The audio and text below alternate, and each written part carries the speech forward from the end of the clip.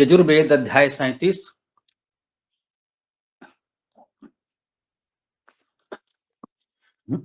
मंत्र 21।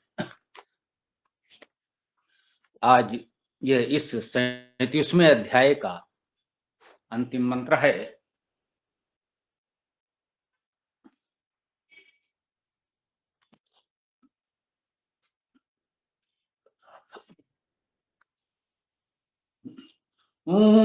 अहा केतुना जुषताम सुज्योति ज्योतिषः स्वाहा रात्रि केतुना जुषताम सुज्योति ज्योतिषः स्वाहा। ये यजुर्वेद अध्याय 37 का 21वां मंत्र, इस अध्याय का अंतिम मंत्र भी है। बहुत सरल मंत्र है। आहा, अह धातु का अर्थ तो व्याप्त होना, व्यापक होना है। आहा शब्द सामान्यता दिन के लिए भी प्रयोग होता है। इसको हम लोग योग रूढ़ अर्थ कहते हैं। वेद के शब्द यौगिक हैं, धातुज हैं, उनका धातुज अर्थ ही ग्रहण करते हैं। यह मूलभूत सिद्धांत है, इसको कभी भी नकारा नहीं जाता। परंतु यह भी कहा जाता है कि कुछ शब्द धातुज अर्थ को धारण करते हुए उससे अलग न जाते हुए कुछ विशेष अर्थ के लिए रूढ़ भी हो जाते हैं, तो उससे वह अर्थ भी ग्रहण किया जाता है। आहा ऐसा ही एक शब्द है। इसका अर्थ है व्यापक। बिल्कुल ठीक। जब सूर्य का प्रकाश पृथ्वी पर व्याप्त हो जाता है, जब हमारे क्षेत्र में सूर्य का प्रकाश व्याप्त होता है,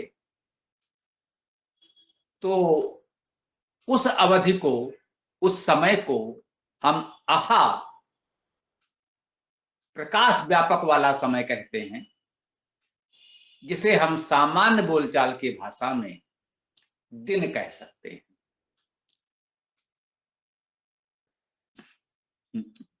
वैसे देखिए, यहां भी ये समझने की बात है। दिन भी एक तो हम कहते हैं एक दिन, संपूर्ण दिनमान अहोरात्रि। जी हाँ, देखिए एक सहज भाव से शब्द आ गया, ये अहोरात्रि कहते हैं। अहो या आहा विसर्ग का ओ हो जाता है, सब जानते हैं। अहोरात्रि, अहो अर्थात दिन और रात्रि। अहोरात्र दिन और रात का मिलाकर संपूर्ण समय जो है, उसको भी हम सामान्यता एक दिन एक दिवस कहते हैं। मध्यरात्र से मध्यरात्रि का समय या सूर्योदय से सूर्योदय का समय, मध्याह्न से मध्याह्न तक का समय, कैसे भी कहें ये अवधि लगभग समान होती है, एक अहोरात्रि कहते हैं। और एक आहा या दिन का समय वही कहलाता है जब वहां पर सूर्य का प्रकाश व्याप्त होता है, और सूर्य का प्रकाश न रहने पर उसे रात्रि की अवधि कहा जाता है। यहां इस प्रसंग को समझना हमें उपयोगी लगा। शेष तो मंत्र बहुत सरल है। आहा व्यापक या दिवा, दिन का समय, केतुना जुषताम, केतु द्वारा जुषताम। ये जुषताम क्रिया है, करें के अर्थ में। केतुना क्या है? देखिए, केतुना में तृतीया एक वचन है। केतु द्वारा, केतु के साथ, दोनों ही अर्थ है, दोनों ही हमें स्वीकार्य हैं। जिसको जो अधिक उपयुक्त लगे उसे पूरा अधिकार है दोनों में से एक माने, या दोनों ही मान लें। अब केतु क्या है? कित धातु है, इसका अर्थ निवास करना भी है, जानना भी है, चिकित्सा करना भी। इसी कित धातु का रूप चिकित्सा, चिकित्सक भी है, इसी कित धातु से ही बन रहा है। अब यदि कोई चिकित्सा करेगा, चिकित्सक होगा, तो स्वाभाविक है उसको उस विषय में जानकारी भी होगी। जानकारी ही नहीं होगी तो चिकित्सा कैसे करेगा? तो वो उस विषय का जानकार होगा। कित धातु का अर्थ जानना भी होता है, पहले जानेगा तभी तो चिकित्सा करेगा। और कित धातु का एक अर्थ निवास करना भी होता है। इसी कित धातु से केत बनता है, केत से केतन भी बनता है। इसमें नि उपसर्ग लग गया तो निकेत और निकेतन भी बनता है। इन सभी शब्दों का अर्थ निवास ही होता है। निवास स्थान, उसे आप गृह, घर, भवन कह सकते हैं पर्याय रूप में। शाब्दिक अर्थ उसका निवास ही होता है। वो निवास आपका जहां और जैसा जिस स्तर का भी हो, वह निवास होता है। तो कित धातु के अर्थ निवास करना, जानना और चिकित्सा करना। जी, अब इसमें केत धातु भी संभव। केत धातु का अर्थ है आमंत्रित करना, सम्मुख वार्ता करना। केत, देखिए कित धातु से भी केतु बन सकता है और केत धातु भी है, तो उसे भी मानना पड़ेगा, उसको भी नहीं नकार सकते। तो दोनों धातुओं के अर्थ इस केतुना शब्द में स्वीकार किए जाएंगे। दोनों धातुओं के जितने भी अर्थ हैं वे सब हमें स्वीकार्य होंगे। उनमें से एक या अनेक, जितने अर्थ आपको उपयुक्त लगे, ठीक लगे, उतने आप मान लें। यह आपके विवेक पर है। हम यही कहते हैं कि वह आप सब के अपने विवेक पर निर्भर है, मेरे या किसी एक विद्वान की इच्छा पर निर्भर नहीं है। ईश्वर ने आपको भी उतना ही बुद्धि विवेक दिया है। आप भी अपने बुद्धि विवेक का उपयोग करके इसमें से चयन कर सकते हैं। परंतु जो धातु है, उस धातु के जो भी अर्थ हैं, उन्हीं में से आपको ग्रहण करना है। इससे अलग जाकर मनमाना अर्थ नहीं कर सकते। यही मर्यादा है, यही सीमा है। तो केतुना, केत के साथ, केतु के द्वारा, केतु के साथ, केतु के द्वारा अर्थात निवास के द्वारा, निवास के साथ, जानकारी के साथ, विद्या के साथ। और यदि कोई रोग कष्ट है तो उसकी चिकित्सा भी, चिकित्सा करने वाले के साथ, चिकित्सक के साथ। और आवश्यक हो तो आमंत्रित करना, सम्मुख वार्ता करना। ये केत धातु का अर्थ हमने किया, तो केतुना का अर्थ हो गया आमंत्रित करने वाले या सम्मुख वार्ता करने वाले। यदि कभी कोई समस्या, कोई मतभेद हो दो लोगों के बीच, स्वाभाविक है तो मतभेद भी होंगे। जी हाँ, ये भी हमारा एक प्रकार से मूल सूत्र वाक्यों में एक है, प्रमुख सूत्र वाक्यों में। हम कहते रहते हैं मत है तो मतभेद भी होंगे, ऐसा हो ही नहीं सकता। हम सबके पास मत ही है तो हम सबके मत हैं, और मत हैं तो उनमें अंतर भी होगा। मत है तो मतभेद भी होगा, संवाद बना रहे, विवाद नहीं होना चाहिए। ये अंतर हमें समझना है। हमारे आपके मत बिल्कुल एक से हो जाएं ये संभव नहीं है। कुछ ना कुछ मतभेद तो होंगे, परिवार में होंगे, सगे भाई में होंगे,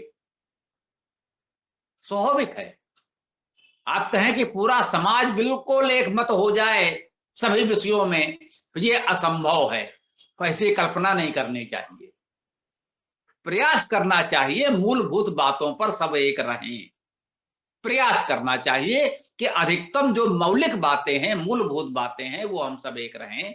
यही हम कहते हैं कि वेद को मानने वाले, वेद को अपनाने वाले सभी वैदिक हैं, सभी अपने हैं। अन्य विषयों पर कुछ मतभेद हो सकते हैं, द्वैत अद्वैत, त्रेत कौन क्या मानता है, मानने दीजिए। वेद पर तो सहमत है, इतना पर्याप्त है। तो अभी हम लोग चर्चा इस केतुना पर कर रहे हैं। तो जहां आवश्यक होगा उपचार करें, जहां मतभेद दिखाई पड़े, जहां कुछ लगे कि हमारी बात कुछ अलग हो रही है, तो क्या करें? आमंत्रित करना, सम्मुख वार्ता करना। पीठ पीछे रह रहे भाई, वो तो ऐसा सोचते हैं, उनकी तो अलग ही मति है, अलग ही विचार है। नहीं, यदि ऐसा लगता है तो आमंत्रित करें, सम्मुख बैठकर वार्ता करें, आमने सामने वार्ता करें, एक दूसरे का पक्ष धैर्य से शांत पूर्वक सुने और अपना पक्ष रखें। मुझे लगता है यदि सकारात्मक रूप से हम ऐसा प्रयास करेंगे तो सत्य के आग्रही लोगों के बीच अधिकांश बातों पर लगभग सहमति बन जाएगी। पूर्ण रूपेण सहमत हो जाएंगे ये नहीं कहा जा सकता, ऐसा कहना सोचना भी नहीं चाहिए। मैंने कहा कुछ तो रहेगा, फिर भी मौलिक बातों पर, अधिकांश बातों पर जितना आवश्यक है, अनिवार्य है, सहमति बन जाएगी। तो कहते हैं आहा व्यापक भावना के साथ या दिन के समय केतुना, केतु के साथ, केतु के द्वारा सम्मुख वार्ता करने के द्वारा हम सब अपने अपने निवास, विद्या आदि के साथ बैठें, सम्मुख वार्ता करें। और यदि कोई समस्या है, मतभेद है, तो हमारे समाज में, राष्ट्र में कोई समस्या है तो उस समस्या पर सम्मुख वार्ता करें, किसी निष्कर्ष पर पहुंचे। और का एक अर्थ चिकित्सा करना भी तो है, उस समस्या का उपचार करें, चिकित्सा करें, उस समस्या को दूर करें। जब मिलकर बैठेंगे, समस्या का कारण खोजेंगे, उस रोग का कारण पता चलेगा, तो उस रोग की चिकित्सा भी हो जाएगी, उपचार भी हो जाएगा। आहा केतुना जुसताम। अब ये जुसताम क्या है? जुस धातु का अर्थ विचार करना ये भी है, सेवा करना भी है, और भी हो सकते होंगे, दो हमने इसमें प्रमुख रूप से लिखे हैं, विचार करना और सेवा करना। तो कह रहे हैं आहा व्यापक भावना के साथ अथवा दिन में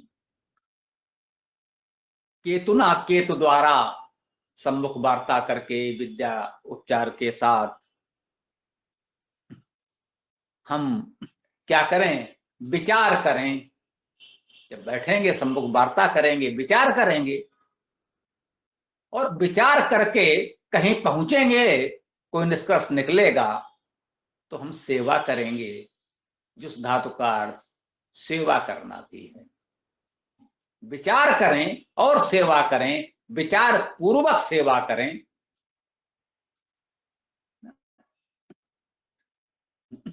हम सबने मिल बैठकर विचार किया और देखा कि भाई कहां कैसे सेवा की जा सकती है, जहां आवश्यकता है, जहां अधिक आवश्यकता है, वहां पर हम पहले सेवा करें, क्योंकि हमारी सामर्थ्य भी सीमित होगी। हम चाहें भी तो पूरे संसार की, समाज की हम अपनी इच्छा अनुसार सारी सेवा तो नहीं कर सकते। हम सबको सारी सुख सुविधाएं दे दें, हमारी भावना तो हो सकती है, व्यवहारिक रूप से तो हम नहीं कर पाएंगे, हमारी सामर्थ्य सीमित है। तो अपने सामर्थ्य पर जहां अधिक आवश्यकता है, हम सबने मिलकर बैठकर विचार कर निश्चित किया, वहां पर हम अपनी यथासंभव सेवा करें, अपनी सेवा प्रदान करें। तो क्या होगा? सुज्योति ही ज्योति स स्वाहा। सुज्योति ही उत्तम ज्योति। एक तो ज्योति है, प्रकाश है, इतना ही नहीं, उसमें एक सु उपसर्ग भी लगाकर कहा है सुज्योति। प्रकाश तो अपने आप में उत्तम है, उसमें भी कहा सुज्योति, अच्छा प्रकाश। क्या कोई बुरा प्रकाश भी हो सकता है? हो सकता है। किसी चोर को, अपराधी को अंधेरे में कुछ समस्या हो और वहां कहीं से प्रकाश आ जाए, क्या बात है। वो प्रकाश उस अपराधी के लिए सहायक हो गया, तो वो सुज्योति नहीं रहा, वो कुज्योति हो गया। तो यहां पर और स्पष्ट कर दिया गया, सुज्योति ही उत्तम ज्योति, सुष्ठ ज्योति, सुंदर ज्योति।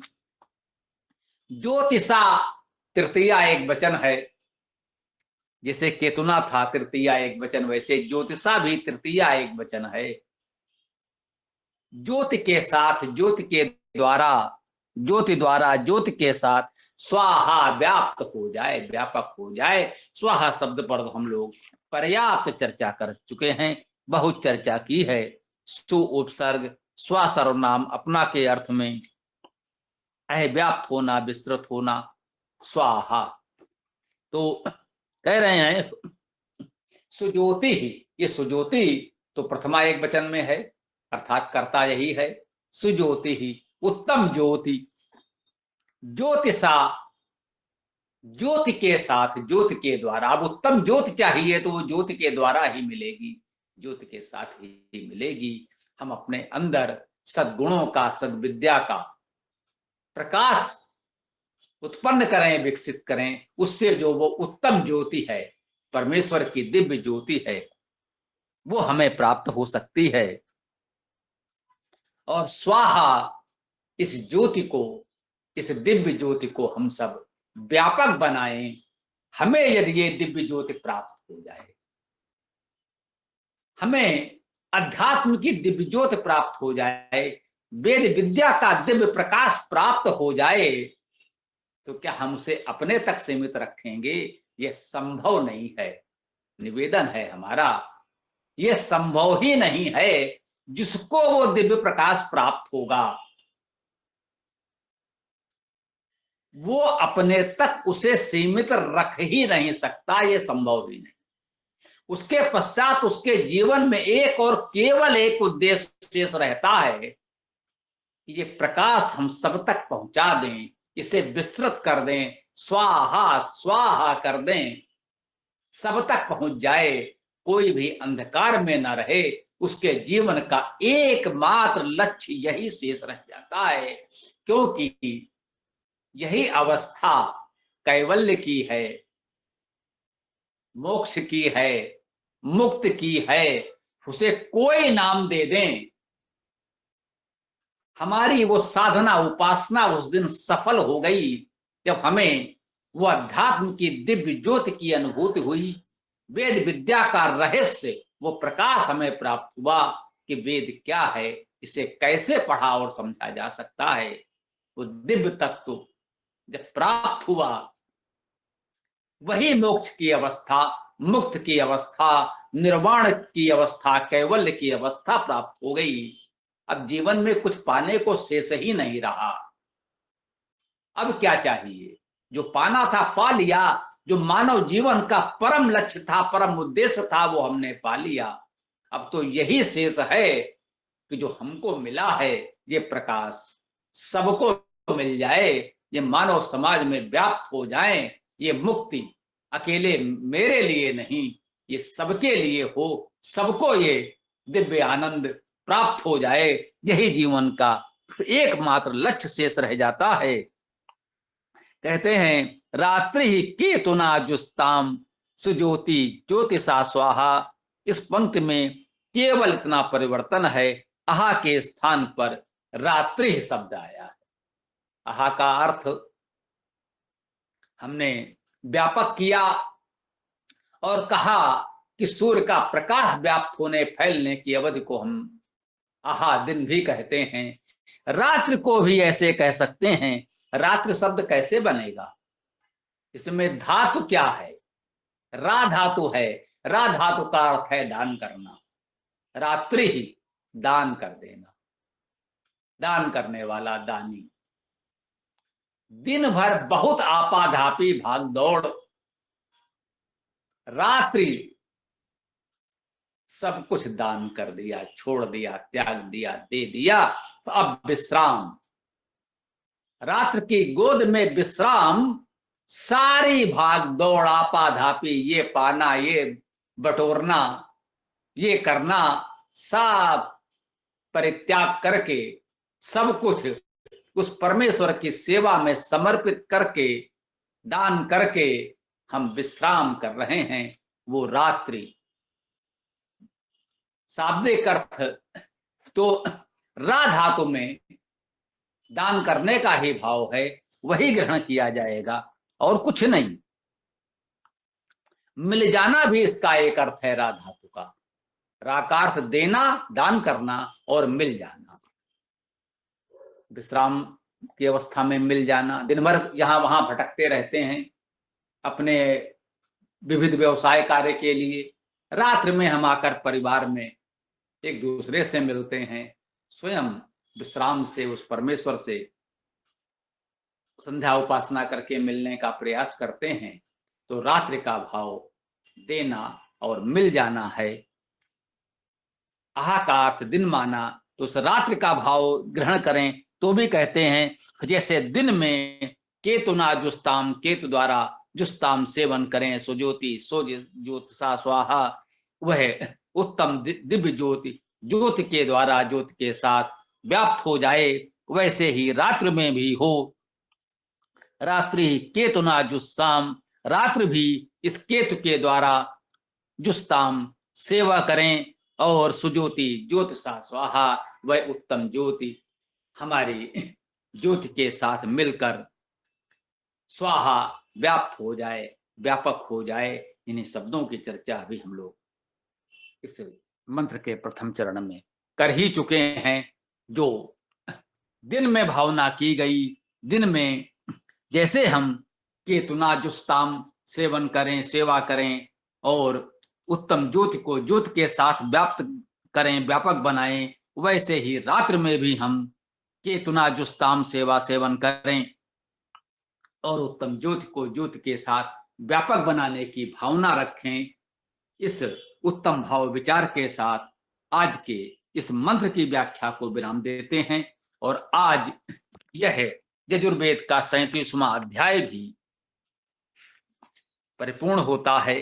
कल से हम लोग यजुर्वेद अध्याय 38 पर चर्चा करेंगे। आज की इस मंत्र व्याख्या को हम यहाँ विराम देते हैं। आप लोग के मन में जो भी प्रश्न विचार आदि हो इस संदर्भ में तो प्रस्तुत कर सकते हैं। ओम खम ब्रह्म।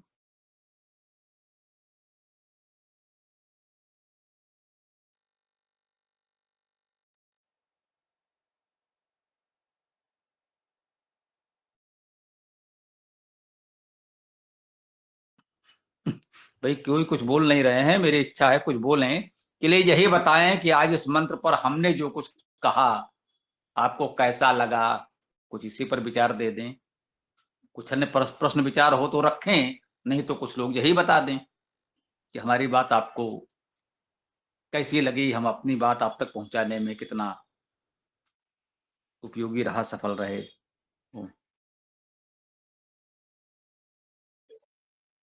स्वामी जी नमस्ते। ये जो शब्द है यहाँ पर केतुना, आह केतुना जुस्ताम, तो केतुना के लिए एक तो शब्द अपन ने इस्तेमाल किया है बुद्धि के द्वारा, विचार के द्वारा सेवन करना। क्या इसको अपन केतु को ध्वजा के रूप में भी ले सकते हैं? जो हमारा मस्तिष्क बुद्धि शीर्ष में होती इसके संकेत या भावनात्मक रूप से। देखिए यही तो हम लोग कह रहे हैं, मुख्य रूप से जो धातु अर्थ है वो तो ग्रहण करना ही है। अब भावार्थ के रूप में आप कुछ भी कह सकते हैं, थोड़ा सा धातु का ध्यान रखते हुए। इसे कहा गया योग रूढ़ शब्द। अब केतु ध्वजा पताका के लिए लौकिक संस्कृत में प्रयोग होता है, ये बात भी ठीक है। अब वो कहीं ना कहीं इस संदर्भ में भी है, क्योंकि इसमें अब कह लीजिए जानने का अर्थ है, आमंत्रित करने का अर्थ है। तो केतु, पहले केतु कहते ध्वजा है, ये एक संकेत होता था, अभी भी होता है। कहते हैं भाई उन्होंने लाल झंडी दिखाई, हरी झंडी दिखाई, सफेद झंडा फहरा दिया, तो ये क्या है? ये एक प्रकार का प्रतीक, अपना संदेश पहुंचाने का प्रयास है, जानने जनाने का या आमंत्रित करने का। उसको हमने इस रूप में आमंत्रित किया, उसको इस संकेत किया कि भाई हम लाल, हरा या सफेद, श्वेत रंग जैसा भी है, अब एक प्रतीक मान लिए गए हैं शेष, तो उनका कोई अर्थ नहीं है। तो ये लोक व्यवहार में ऐसे प्रतीक हो जाते हैं। इस रूप में ऐसे जो प्रतीक हम लोगों ने प्रयोग किए, उसको भी केतु कहा जाने लगा। और वैसे प्रतीक को हम अनेक स्थानों पर प्रयोग करने लगे तो वो रूढ़ हो गया। उस प्रतीक के लिए केतु शब्द, अब उसका वो धातु से अर्थ हो या ना हो, लेकिन परंतु उस वस्तु का एक नामकरण हो गया, केतु तो हो गया। तो इस प्रकार से लोक में हो जाता है। वेद में धातु अर्थ ही होता है और लोक में इस प्रकार के रूढ़ अर्थ कभी कभी बहुत दूसरे स्वरूप, दूसरा अर्थ भी ग्रहण कर लेते हैं, लोक में वो भी स्वीकार्य होता है। ओम। धन्यवाद स्वामी जी।